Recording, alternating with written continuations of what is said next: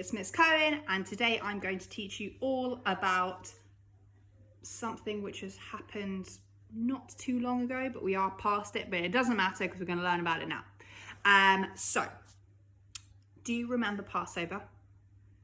Do you know what the next Jewish holiday is? I'll give you a clue. Actually, no, I'll just tell you. It's Shavuot, okay? But the reason why I mentioned Passover is because there's a connection between the two. Do you know how many days it is, or weeks it is, between Passover and Shavuot? Do you know that Jewish people count the days from Passover to Shavuot? Well, they do. Now, it is 49 days, or 7 weeks, between Passover and between Shavuot. Between Passover and Shavuot, okay? And that period of time is called counting the Omer. So you're supposed to count each day until you get to Shavuot, and so after you've done 49 days, it will then be Shavuot, and then we can talk about Shavuot at a later stage. But there's something that happens in between. Now, if we were at school, we would be having a sponsored bounce, but we're not in school. So I'll just tell you a little bit more about it. It is called Lag BaOmer. Okay, Lag BaOmer is the 33rd day of the count. Okay, so if you're counting all the way from the second night of Passover, count. Once you get to the 33rd day, that day is Lag BaOmer. Okay, all the time before that, before 33rd day, Jewish people aren't supposed to celebrate anything. They're not supposed to have any weddings.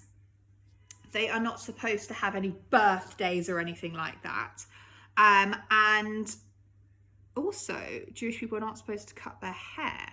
I mean, Miss Cohen is doing a fantastic job of not cutting her hair by wearing lots of hairbands. But that's another thing that Jewish people aren't supposed to do. They're not supposed to cut their hair until the 33rd day. And the 33rd day calls for a huge celebration. Loads of parties, loads of enjoyment, lots of happiness, and lots of something. Let me show you the craft, and maybe it will give you an idea.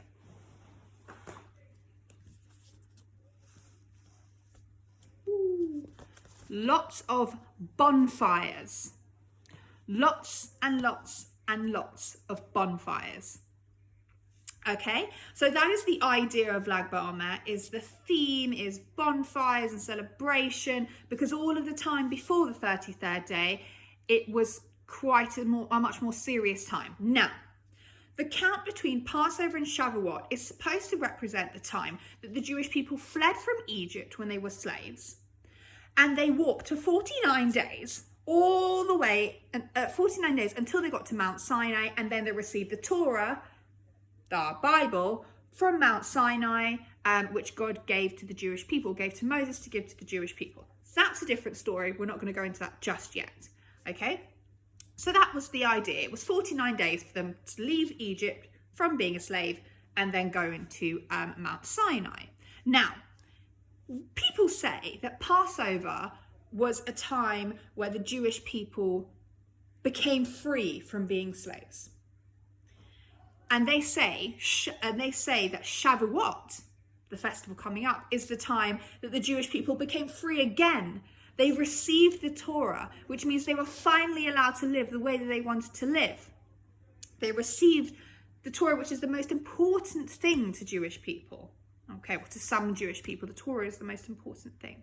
So it was their extra time of freedom, which is why Shavuot is a really good festival. It's a good holiday. But again, we're not going to go too much into that now, even though I keep going into it. Okay, so Lag BaOmer. I'm going to very quickly tell you a story, okay, just before we start. I'm going to tell you so. It's about two people. Ready? One of the people was called Rabbi Akiva. The second person was called Rabbi Shimon.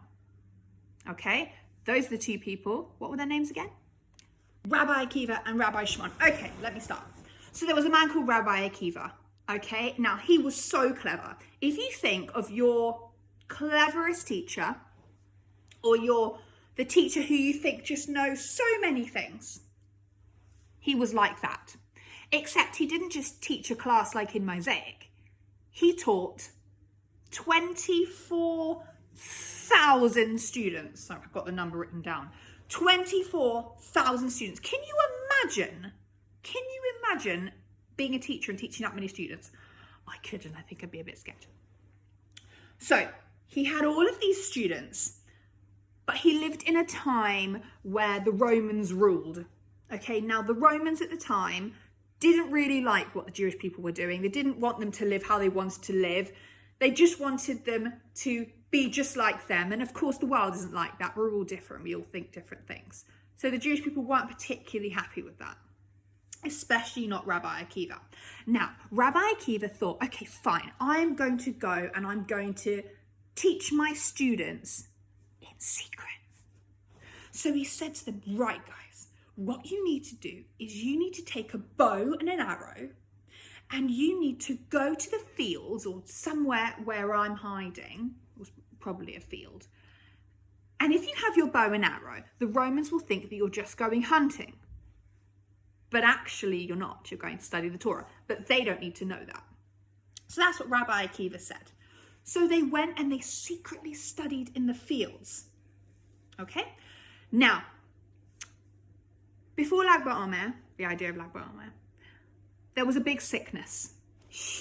God sent a huge sickness. Why would God do that? Why on earth would he send a really big thing to make people sick? Well, the idea was that actually Rabbi Akiva's students weren't being very nice to each other. They weren't respecting each other. They weren't respecting Rabbi Akiva. And they weren't working well together. And that defeated the point because God sent this Torah and said, hey, this is for everyone. Not just for just you or just you or just you. It's for everyone. But if you're not working well together, well, then you don't deserve it. So I'm just going to send a sickness so you guys can learn a lesson. So a lot of Rabbi Akiva's students got really, really, really, really sick. And then it ended up that Rabbi Akiva didn't have that many students.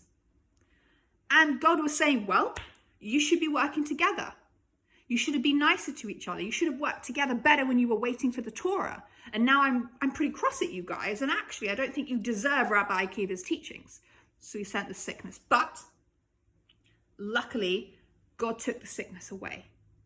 Okay, so the sickness went. The people started to get along better. They started to be nicer to each other. And God took the sickness away. Problem was, everyone, Rabbi Akiva had no one to teach anymore. He sat there and he thought, well, I've got all this knowledge and no one to teach, until he managed to find 5 people. He managed to find 5 new students. One of the students was, who remembers the name of the other rabbi that I spoke about? That's right, Rabbi Shimon. Can anyone say Rabbi Shimon? I'm pretending like I can hear you. Perfect. Rabbi Shimon. Rabbi Shimon was one of Rabbi Akiva's new students. And he had a son. His son was named Eliezer. That's a nice name. Eliezer. Okay? Now, Rabbi Shimon, although he also knew lots of interesting things about the Torah, and he was one of Rabbi Akiva's students, so he was going to be so clever because Rabbi Akiva was such a clever teacher. The problem was that Rabbi Shimon was not much of a fan of the Romans. The same way the Romans didn't like the Jewish people, Rabbi Shimon didn't much like the Romans. So he was saying bad things behind their back. He was going, hey, those Romans aren't very nice. Hey, those Romans aren't very nice.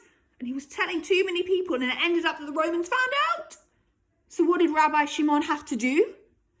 Rabbi Shimon had to run away. He didn't just run away on his own. Rabbi Shimon said, come on, son, took Eliezer and ran. He had to run away. Okay, so don't worry, Rabbi Akiva was fine. He had his other students, which he was taking care of. But Rabbi Shimon wanted to stand up for himself. So he says, well, actually, the Romans aren't treating me very nicely. And it's true, and people must know about it. But unfortunately, he got in trouble. So he ended up running away. And he ended up in a cave. And he ended up in a cave, not for a day, not for a week, for 12 years he ended up in a cave with him and his son. But during the time, he tried to study as much as he could his Torah with his son, and he educated himself. So he has so much knowledge, Rabbi Shimon. So after 12 years of living in the cave, the only thing he had was he had the river, the stream, to do drinking, to drink, sorry. And he had a carob tree, which is quite important in Israel, actually. Google what a carob tree is.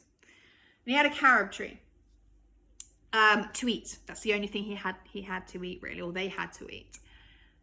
And he ended up living in the cave for 12 years. I mean, I'm trying to think now what it must have been like trying to live in a cave. Not very nice.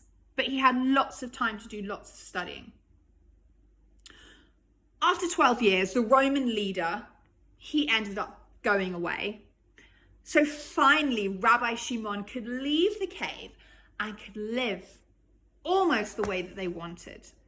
Okay? Now, why? Why bonfires?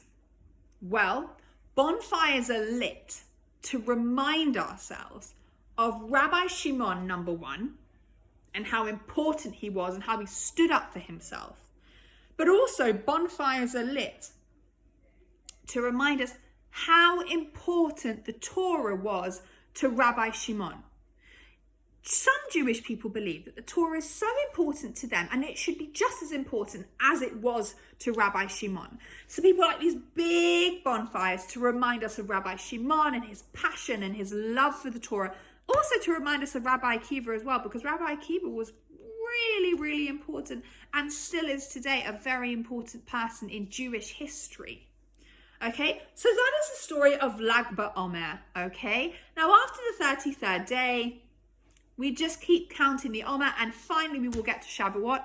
And Shavuot is coming up, not next week, the week after. There'll be another activity for that, but I'm going to show you the activity for Lag BaOmer now.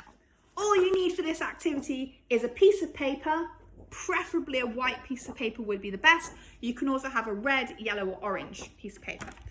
Then you need, just like I said, red strips of paper. Recycling is great. You can also make this collage-y, whatever you have at home. Don't go out and buy anything more. Orange, trying to organize myself, and some yellow. So you need red strips, orange strips, or yellow strips. You may also, and yellow strips, sorry. You may also use crayons, red, orange, and yellow crayons. You may use felt tip, red, orange, and yellow felt tips. You may also just use, if you have scraps of paper lying around in these colors, if you just have two of the colors, absolutely fine. All you need to do is take your strips, wrong side, take your strips and stick them on your piece of paper. Just like this. You can stick them that way. You can stick them that way. You might want to do some paper weaving. You know how to do paper weaving? Something like this. If you want to do something like that, stuck on the back of your card. And you stick it to the white piece of paper. The main thing of this is that the whole thing needs to be filled up. Okay? The little bits of white are fine, but I don't want to see big chunks of white, because the main thing is the whole background needs to be really bright, because then we're going to put the outline or the shadows of the bonfire. For that, you just need some black paper. Okay, my paper's got some squash leaves on it, so ignore that. So then you just start cutting. Now when you cut, I completely misplaced my scissors, but when you cut, you can do it in any shape that you like. Can you see my shapes are a bit all over the place? I've got some like this. I even tore a little bit, but try and get it into a bit of a bonfire shape.